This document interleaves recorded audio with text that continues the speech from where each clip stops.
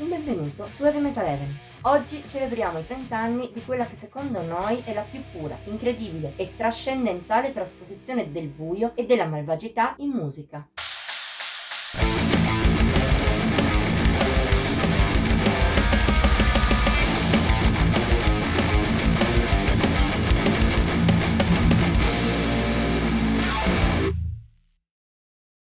Ci sono album nella storia del metal che sono ben più della musica che contengono, merito della loro perfezione dovuta a una congiunzione irripetibile, oppure dei loro retroscena. Ecco, The Mysteries Dom Satanas dei Mayhem, uscito esattamente 30 anni fa, appartiene a entrambe le categorie. Ciò lo rende un'entità così immensa che è arduo capire da dove cominciare a parlarne. E così chi ha scritto questa retrospettiva ha deciso di non indugiare troppo nei convenevoli iniziali. Come la meravigliosa opener Funeral Fog, che non ha intro e ci proietta subito nel vivo dell'azione, entriamo anche noi in questa maestosa frenesia fatta di ferocia e di buio.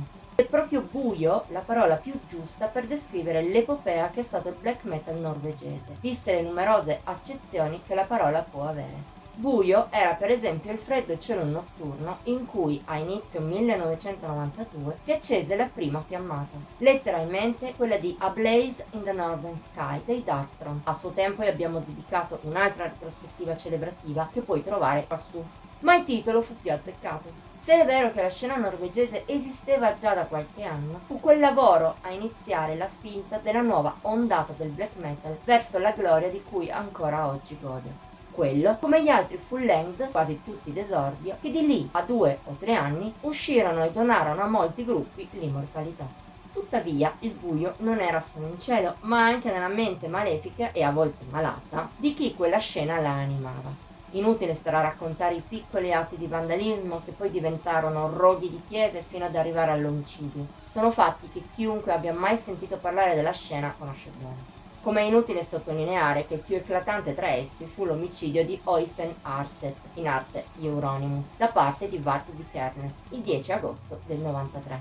Un fatto che invocò, come fosse un demone, un nuovo buio, quello dell'oblio in cui rischiavano di finire i Mayhem. Sarebbe stato deleterio, contando che la band fondata dallo stesso Euronymous fino a quel momento era stata il traino della scena norvegese. Ma il rischio fu scongiurato quando un altro buio si rivelò più forte anche del destino, quello evocato dalle tracce di The Mysteries Dom Satanas, che finalmente il 24 maggio 1994 vide la luce, o meglio, la oscurò con la propria malignità demoniaca. All'interno delle sue tracce si respirano buio, gelo e odio ovunque, in ogni singolo stilema. Fanno questo effetto per esempio i riff e i fraseggi postumi del Mastermind. Ogni tanto abbracciano qualche vaga venatura death o thrash, ma per il resto sono black metal più che puro. O meglio, sarebbe più corretto dire che rappresentano il black metal più puro e come tale evocano una malvagità e un'oscurità assoluta, totali, immani. Ad aiutarli ci sono il drumming preciso e massacrante di Hellhammer e di una registrazione grezza, ma in maniera studiata per risultare tagliente al massimo. Certo, non lasciata al caso come tanti pensano. Ma soprattutto c'è la voce di Attila Xihar. Su di lui il mondo dei fan black metal è diviso. Per alcuni la sua lontananza da uno scream tradizionale è fastidiosa. Noi però siamo della fazione che reputa la sua istrionica performance grandiosa, inquietante al punto giusto per adattarsi alla musica dei Mayhem. Tuttavia, forse la parte più estraniante del disco sono le linee di basso. Non solo sono quasi sempre ben udibili e aggiungono un tocco di bellezza oscura, più che altro il fatto che siano suonate proprio da Vart Vikernes, l'assassino di chi suona la chitarra, le rende ancora più allucinanti. Ma anche il resto della musica del disco fa questo effetto, e non è solo per il retroscena, né per la sua qualità assoluta. Soprattutto The Mysteries Dom Satanas è senza dubbio la miglior trasposizione in musica dell'odio e del buio di cui erano impregnati gli animi dei giovanissimi membri della scena norvegese.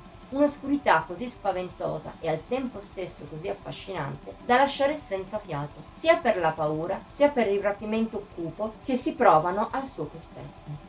Il risultato di tutto ciò si può definire, anche a costo di ripeterci, soltanto come puro, sconfinato, freddo e feroce buio.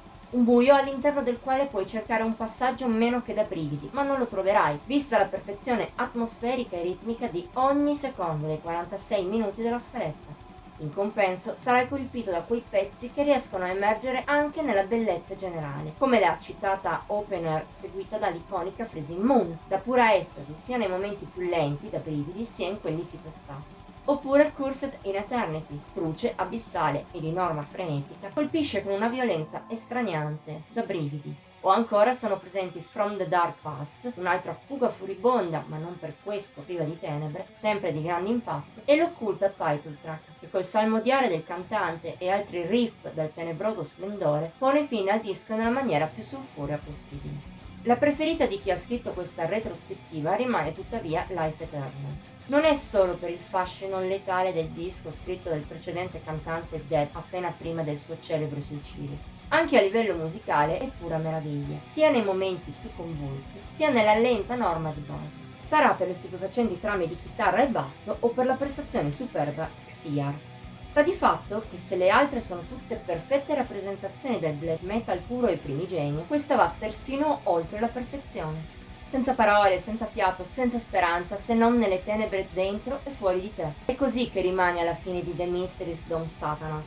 È una corsa a perdifiato nella notte, estenuante ma trascendentale per chi ha cupezza nella mente come nel cuore e di conseguenza sa come amare il primo black metal.